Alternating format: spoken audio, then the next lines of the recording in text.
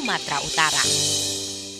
Dan pemirsa, untuk mengetahui lebih jauh terkait dengan kondisi terkini dalam penanganan bencana di Aceh Tenggara, kita telah terhubung dengan Bupati Aceh Tenggara. Sudah ada Muhammad Salim Fakhri. Selamat sore, Pak Salim. Selamat sore Mbak Anissa. Baik, Pak Salim, terima kasih sudah meluangkan untuk membagikan informasi update-nya kepada kami di Breaking News Berita 1. Pak Salim, tapi yang pertama mungkin dapat dijelaskan oleh Anda, meskipun tadi kami sudah mendengarkan laporan dari reporter kami yang berada di Kabupaten Aceh Tenggara begitu ya, bahwa sudah ada dari 10 wilayah yang terisolasi, sudah ada 2 yang berhasil dibuka, sementara 8 lainnya ini masih terisolir. Pak Salim, sebetulnya penanganan untuk 8 lokasi yang masih terisolir saat ini seperti apa, Pak Salim? Saya kira Mbak Anissa ini ada kekeliruan. Ini saya baru dapat laporan dari Pak Camat Ketambe. Baik. Yang terisolir adalah 3 desa. 3 desa. 3 desa yaitu ke Desa Simpur, Desa Rumah Bundar, dan Ketambe.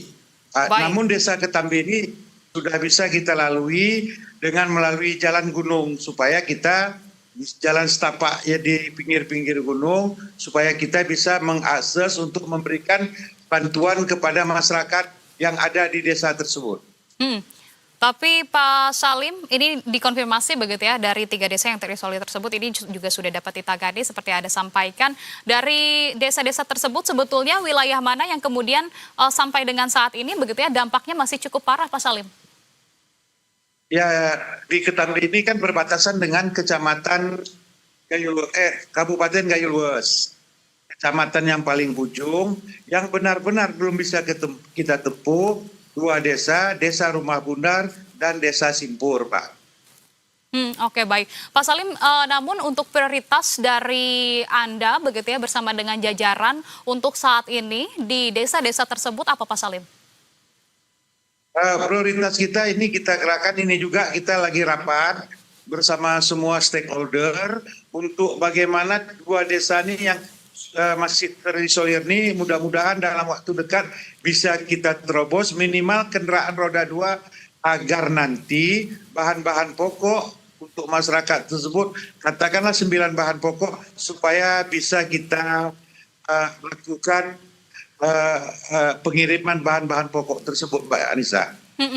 Oke, Pak Salim, tentu itu juga yang kita harapkan begitu ya, dapat menembus wilayah-wilayah yang terisolir. Namun ada beberapa catatan sepertinya kalau dari Anda sendiri sebetulnya apa saja yang menjadi kendala begitu untuk bisa menembus wilayah-wilayah yang terisolir sampai dengan saat ini, Pak Salim?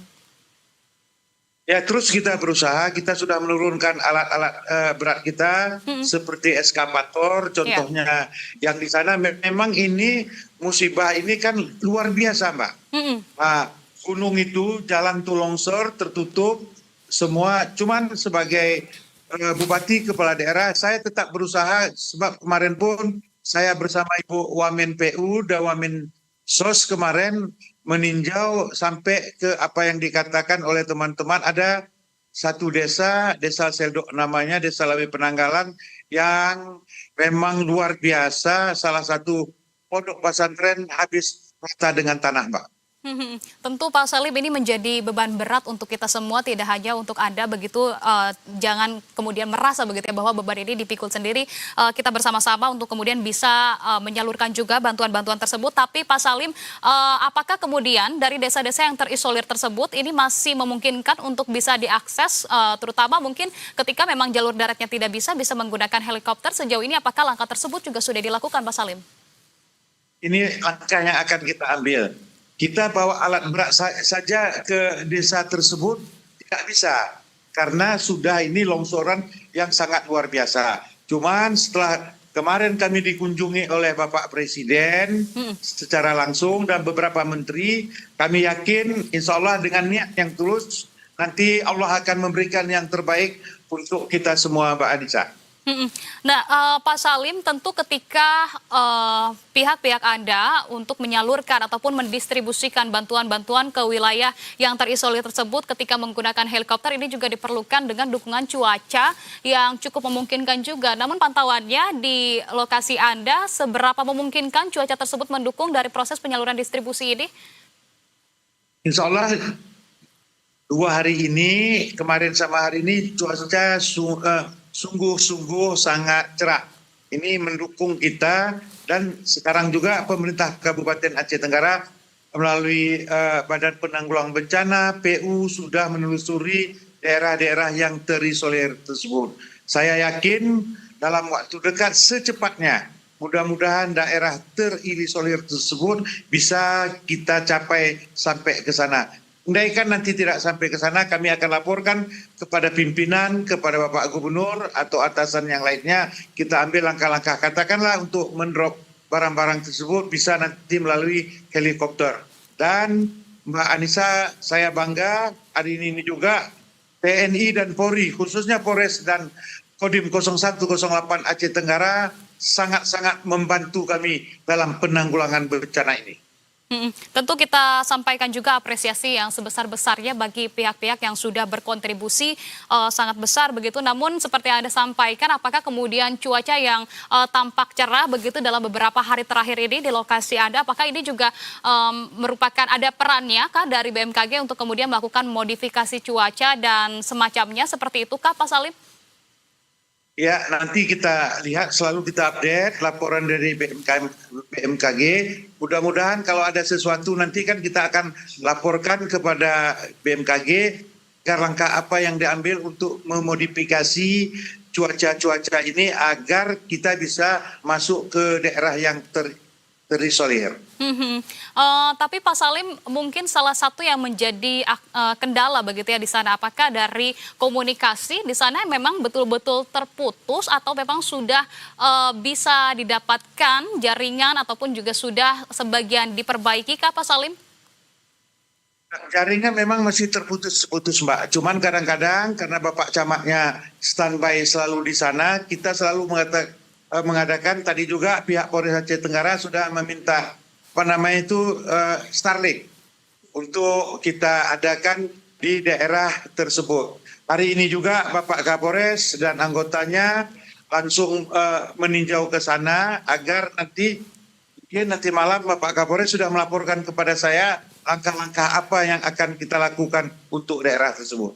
Ya, itu menjadi dukungan untuk percepatan penanganan begitu Pak Salim, tapi sejauh ini seperti yang Anda sampaikan bahwa Anda sangat optimis begitu ya agar kemudian bantuan-bantuan tersebut tentunya dapat disalurkan dengan baik ke wilayah-wilayah yang terisolir.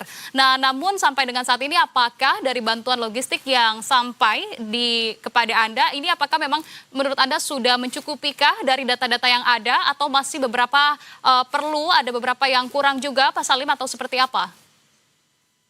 Saya kira bantuan sudah mulai mengalir Mbak Anissa. Mudah-mudahan, andaikan tidak cukup pun nanti saya sebagai Bupati akan mengambil langkah yang perlu rakyat bisa nyaman, bisa terayomi supaya pada masa panik-panik ini rakyat bisa merasakan bahwa pemerintah ada di situ.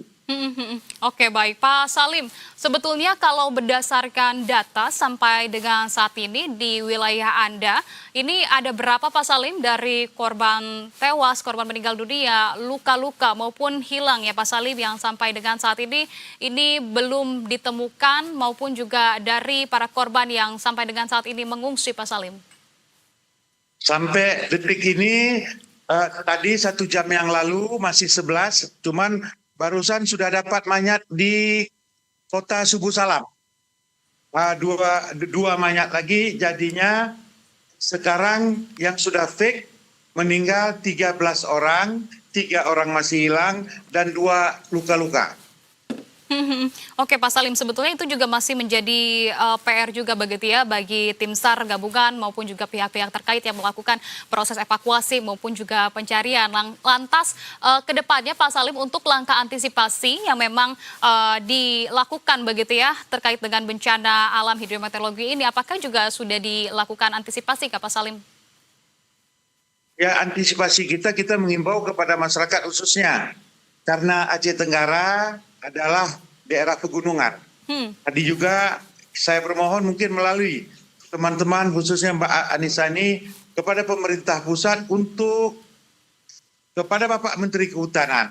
Saya berharap penanganan hutan yang ada di Aceh Tenggara karena Aceh Tenggara adalah kawasan Taman Nasional Gunung Leuser dan hutan lindung, agar diperhatikan kalau ada hutan-hutan yang sudah gundul, hendaknya kita reboisasi kembali agar jangan terjadi lagi banjir-banjir bandang yang seperti ini.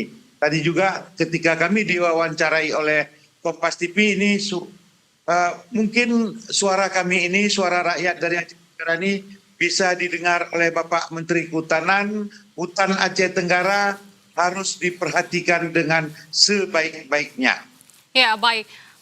Tentu itu menjadi catatan begitu ya terkait dengan kondisi hutan yang ada di Aceh Tenggara, Pak Salim. Tapi berdasarkan peninjauan begitu langsung oleh Presiden Prabowo Subianto, apakah hal tersebut juga menjadi salah satu concern yang kemudian Anda sampaikan dan sudah diketahui oleh Presiden Prabowo Subianto, Pak Salim? Saya kemarin sudah lapor sama Bapak Presiden masalah hal tersebut. Cuman kan kita harus, Pak, ini yang awal ini kan masalah musibah ini, yang meninggal, yang sakit, yang rumah-rumahnya hancur, kan itu kita fokus. Kemarin Bapak Presiden sudah perintahkan menteri yang terkait untuk mengatasi semua agar secepatnya mengambil langkah-langkah dan tindakan konkret agar masyarakat ini bisa merasakan pemerintah memang sangat memperhatikan untuk rakyatnya. Pak Salim, ini yang kemudian menarik dan juga menyorot perhatian masyarakat begitu ya, karena memang kita tahu bahwa bencana ini memang menjadi luka mendalam bagi seluruh masyarakat Indonesia. Namun kemudian ada beberapa bupati yang menyatakan memang tidak sanggup begitu untuk menangani pasca kejadian dari bencana ini. Seperti yang kami tahu, bahkan dari Mendagri ini juga memberikan badan begitu ya, atau membela bagi para bupati-bupati yang menyampaikan tidak sanggup untuk menangani bencana ini. Sementara kalau dari Pak Salim sendiri, sejauh ini seperti apa Pak Salim? Secara jujur, pemerintah saya kira hampir semua, baik di Sumbar, baik di Sumut, baik di Aceh, kami tidak mampu untuk menanggulang ini. Makanya kami dari Aceh bermohon kepada pimpinan ini menjadikan ini menjadi bencana, mengeluarkan status bencana nasional. Mengeluarkan status bencana nasional, namun memang sampai dengan saat ini Pak Salim, hal tersebut masih belum diindahkan begitu ya. Apakah menurut Anda ada pertimbangan khusus yang kemudian memang hal ini, bencana ini patut untuk dijadikan statusnya sebagai bencana nasional? Seperti apa Pak Salim? Saya kira itu, saya sebagai bupati kan ada pimpinan. Nah, sementara Bapak Gubernur Aceh sudah mengeluarkan status kita di Aceh adalah bencana daerah. Kami bermohon sekali lagi, cuman ini pun semua keputusan ada di pemerintah pusat. Ya. Oke, baik Pak Salim, tentu data-data yang tadi Anda sampaikan, kemudian juga update yang sudah dibagikan di Breaking News Berita 1, ini juga akan menjadi salah satu bahan juga begitu ya bagi kita semua untuk kemudian juga bisa bersama-sama membantu, kemudian juga menyalurkan bantuan-bantuan yang bisa kita kerahkan begitu bagi korban-korban di wilayah terdampak, termasuk di wilayah Anda di Kabupaten Aceh Tenggara. Pak Salim, terima kasih banyak atas informasi yang sudah dibagikan. Salam sehat selalu, jaga kesehatan dan juga keselamatan Pak Salim. Baik Pak Anissa, terima kasih sudah bisa berkomunikasi sebagai saya pimpinan daerah. Mudah-mudahan Berita 1 bertambah mantap dan top selalu di hati rakyat. Baik, terima kasih banyak Pak Salim. Waalaikumsalam.